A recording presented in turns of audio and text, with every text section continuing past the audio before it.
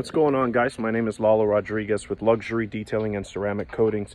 I just want to make a quick PSA on ceramic coatings. A lot of people ask what's the big buzz about it. One of the, I guess, the most important things about a ceramic coating, in my opinion, is how hydrophobic it makes the surface of the car.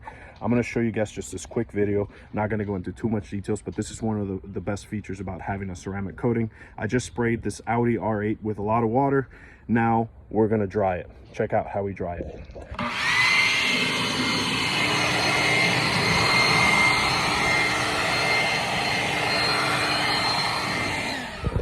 As you can see, the water just kind of flew off of the surface.